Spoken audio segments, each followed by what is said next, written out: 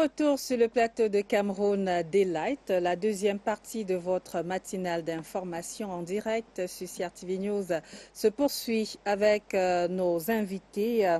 En notre compagnie, Louis Ndoumbe Makono, chargé des relations publiques, antenne du CRADEF au Cameroun, et puis notamment Jean-Marcel Loga, qui est le chargé de la communication de cette association, notamment c'est le Centre de réflexion et d'analyse pour un développement sans frontières dont le siège est situé à Lausanne en Suisse avec une antenne au Cameroun. Alors avec vous, messieurs, passez les présentations, passez notamment les premiers mots sur ces projets que vous êtes venus nous dévoiler, notamment nous annoncer en l'occurrence la conférence internationale sur le thème femmes et autonomisation en zone rurale, défis et enjeux, conférence internationale qui aura lieu le 13 juin prochain à Lausanne en Suisse.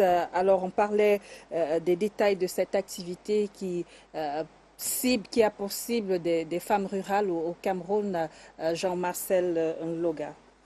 Oui, je disais que cette conférence qui va se dérouler le 13 juin dans la prestigieuse salle de Montebonne à Lausanne aura comme partenaire ou bien comme panélistes des chercheurs venus d'ici et d'ailleurs. Et c'est pour ça donc, que nous avons mis un accent sur la communauté traditionnelle. Et vous êtes sans ignorer qu'il y aura des chefs traditionnels qui partiront du pays et des femmes qui sont victimes de ce fléau. En réalité, même cette conférence aura pour un seul but, c'est de résoudre les problèmes que minent les femmes en zone rurale. D'ailleurs, je ne vous apprends rien, vous avez lu la thématique. On a deux axes, les défis et les enjeux. Maintenant, par rapport aux défis, les experts vont planter un décor pour essayer de définir quels sont véritablement ces défis et les enjeux. Et à la sortie de cette conférence, donc, je pense que seul le CRADEF s'en sortira grandi parce qu'il faut résoudre ce problème de l'autonomisation. Et c'est ce problème qui découle à l'impost-substitution. Voyez-vous aussi les femmes qui sont productrices agricoles au premier rang au Cameroun sont victimes ou bien ne peuvent pas déconner sur, j'ai envie de dire, sur l'agriculture. Ça fait un problème. C'est pour ça donc que nous pensons donc à la sortie de cette conférence et au vu du plan d'action, du projet de société du chef d'État qui veut mettre un accent sur la croissance agricole, je pense que ce problème sera résolu et les femmes, vraiment que les femmes puissent produire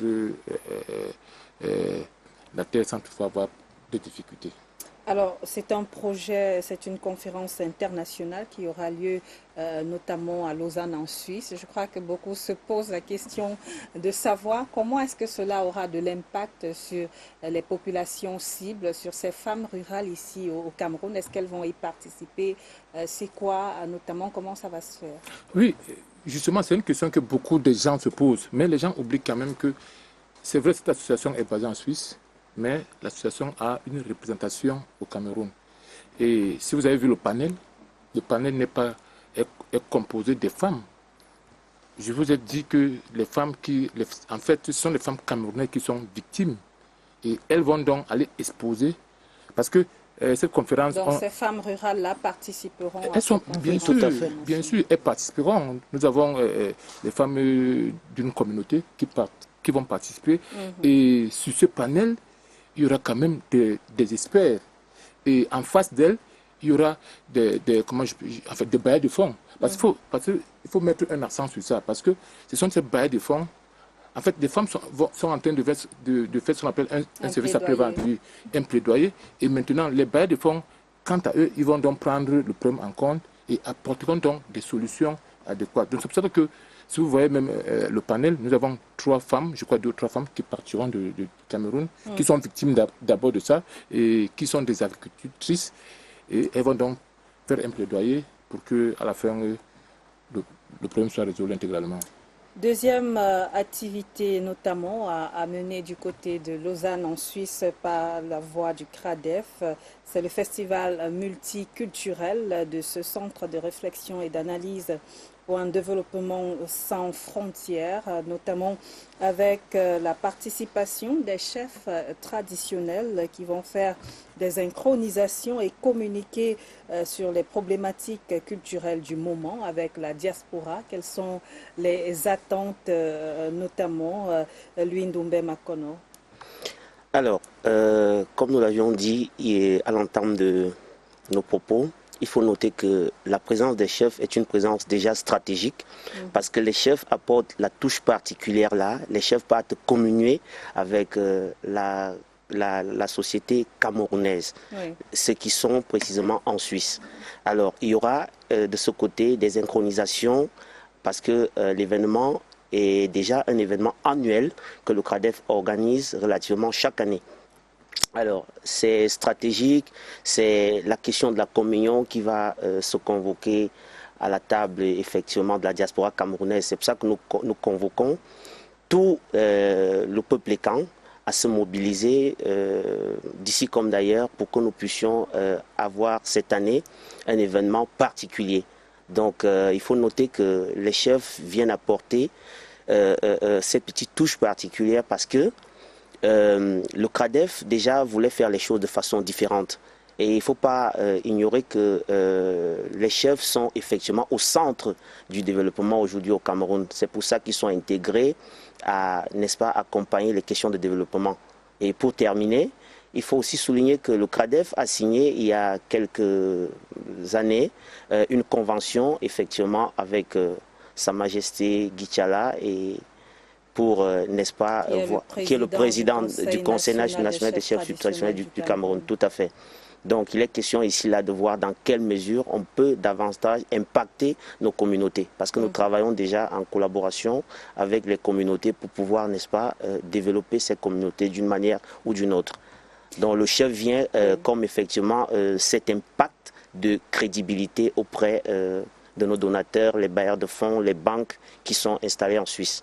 Alors, ce festival, c'est une troisième édition, ce festival multiculturel. Qu'est-ce qu'il y aura d'autre en dehors de la présence de ces chefs traditionnels qui vont notamment procéder à faire des synchronisations sur place là-bas? D'accord. Il faut noter que la première caractéristique du festival chaque année, c'est qu'il y a plusieurs communautés qui viennent communier autour effectivement des activités du CRADEF. Il faut noter qu'il y a des tables rondes, il y a des rencontres B2B, il y a des échanges entre la diaspora camerounaise et celle qui est installée au Cameroun, à savoir, n'est-ce pas, l'antenne du Cameroun.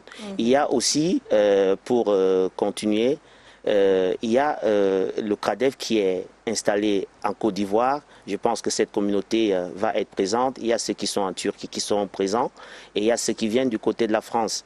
Alors, la particularité, c'est que tout le monde apporte, n'est-ce pas, sa petite pierre à l'édifice. Il y a les femmes, par exemple, des Ndinding qui vont être là avec des produits Made in Cameroun qui vont quitter le Cameroun pour effectivement la Suisse. Ces femmes-là iront exposer leur savoir-faire, iront parler des questions de leur quotidien pendant effectivement ces rencontres multiculturelles. C'est pour ça qu'on l'a dénommé rencontre multiculturelle parce que à l'intérieur de ces rencontres-là, nous avons un cocktail de tout.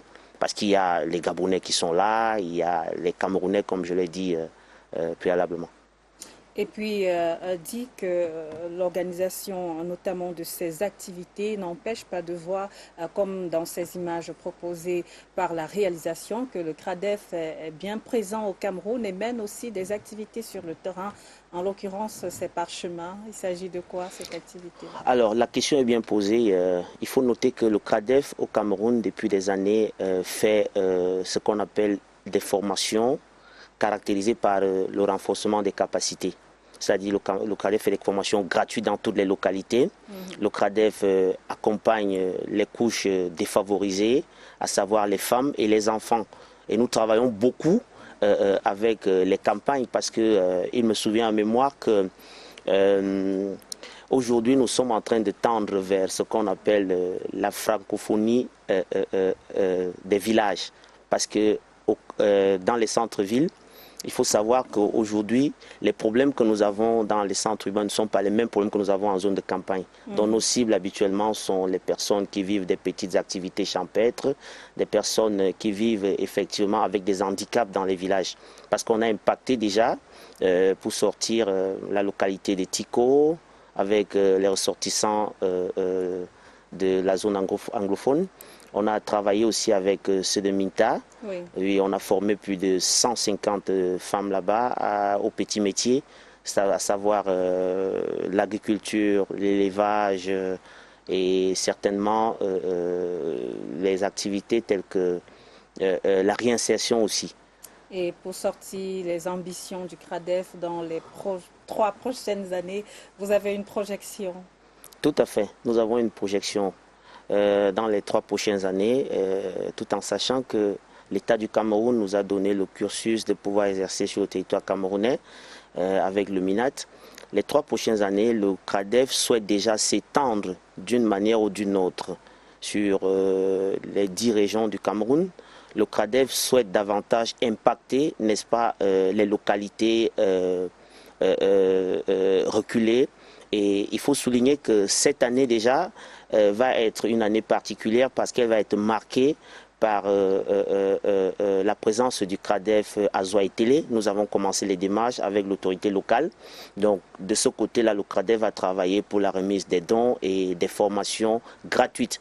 Et le CRADEF reste clairement disponible ou encore disposé à accompagner les localités qui désirent des formations gratuites parce que nous avons des experts chevronnés qui viennent habituellement même de la Suisse pour nous accompagner et faire ce transfert de technologie de façon facile. En tout cas, merci à vous deux d'être passés sur ce plateau de Cameroun Delight pour nous parler de ces activités cruciales qui seront donc menées du côté de Lausanne en Suisse à partir du mois de juin, déjà le 13 juin là-bas avec la conférence internationale sur l'autonomisation des femmes. Et puis pour le festival culturel, vous rappelez les dates? Le festival culturel, c'est le 24. Multiculturel. Le 25, voilà. Oui. En fait, le festival s'étend pendant 3 jours dans la ville de Lausanne. Nous invitons tous les Camerounais et Camerounaises qui vivent en Suisse et particulièrement à Lausanne de participer à cette riche festival parce que cette fois-ci, le CRADEF a mis les petits plats dans les grands. Et Cameroun Delight qui est donc honoré de vous recevoir sur son plateau ce vendredi 22 mai 2026. Je vous raccompagne d'ailleurs avec les éphémérides, les histoires liées au 22 mai de toutes les années. C'est une histoire racontée par Karine Alima qui remonte le temps.